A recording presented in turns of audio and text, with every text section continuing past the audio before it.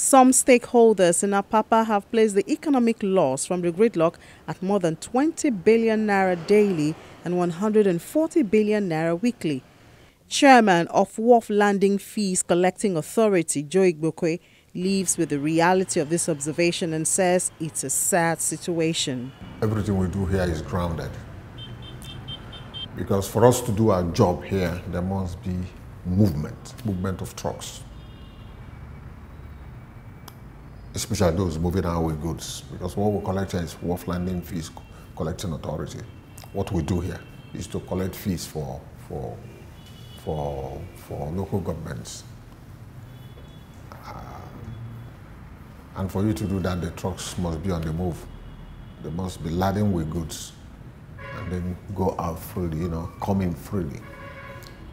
Since I was appointed in 2015, we have suffered here. And the suffering did not start today. When I came into Apapa and began to search for an office complex, I transversed the whole of commercial. There's commercial, there's also the GRA here. And I noticed that businesses have left here. People have backed out. People who are residents, in GRA here, backed out because of these traffic issues. The roads, the other side in Canada land is not good.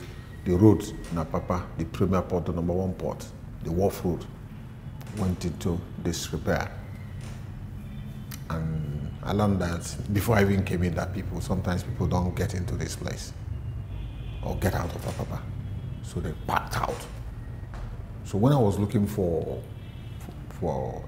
accommodation, for office accommodation, I traversed the whole place and I saw abandoned buildings, many of them for sale. And it's still like that as I speak to you. It got worse this year.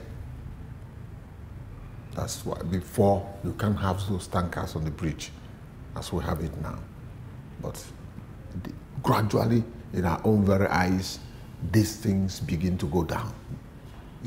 Began to go down until we got to where we are today. And I don't know how much we have lost, but I think it's in trillions. By the time you collate everything, in trillions. Last week I went to NPA to see the MD. And through the window, their office is in Marina.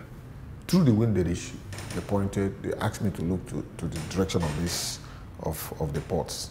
And so before, you see vessels lining up there. But now, you cannot see anything. Probably it's being diverted to some West African countries or to Port Harcourt or to Warri.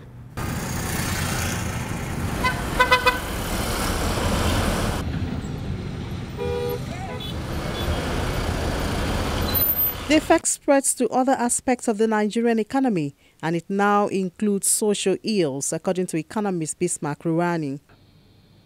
The traffic all the way from Western Avenue to Apapa, from Tinkan Island all the way to Apapa Shodi Expressway, has led to another business, which is crime, rampage, Oshodi, Ilupeju, Bagada.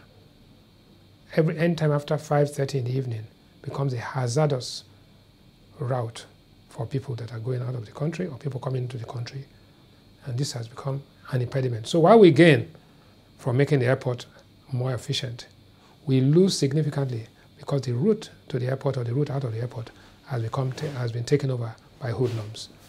So we have a problem and we have to sort it out. Also, one proxy we use to measure this is the amount, the lead time or the waiting time to get a booking for air freight. Air freight booking, air freight is the alternative to ocean freight. Because there's so much congestion, even items that ordinarily would have come by sea freight are being air freighted into Nigeria. There's congestion in the air freight scheduling. To get a booking of air freight now, you need to give yourself 6 weeks. lead time.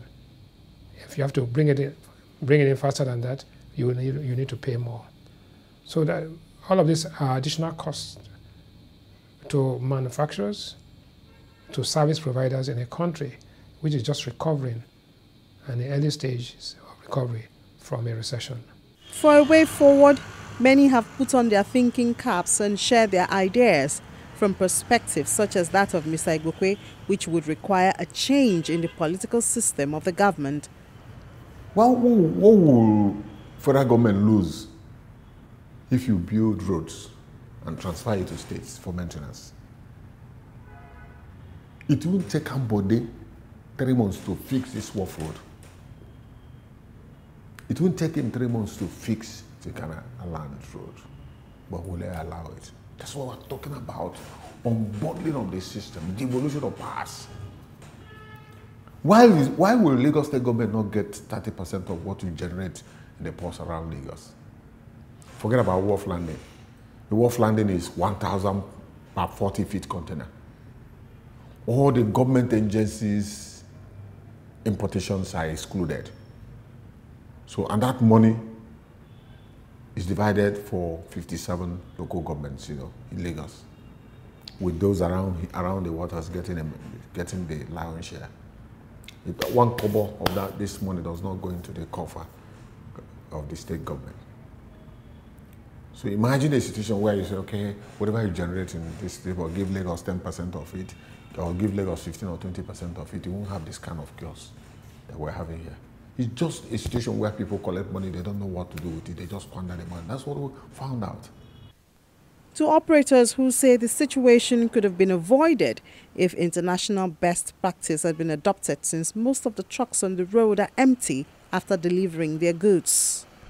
We told the NPA that instead of all these empty containers lying up from here to Oshodi, let the shipping companies go and have empty container holding base where they will deliver all these empty containers. Immediately the vehicle finish with the goods, they will go to the holding bay and drop the empties. The empties can be brought to inside the MPA at night. The attitude of the terminal operators, for example, in Apapa and Tinka here, we have people that manage the terminal. They are not the shipping companies.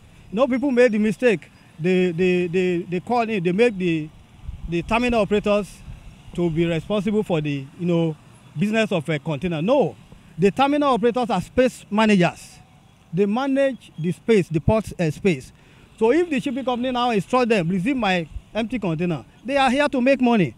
But it is against the government concessioning agreement. When they are concessioning the port to them, they never told them to to take the empty container directly. And there is nowhere, no port in the whole world where containers are coming directly to the port. No.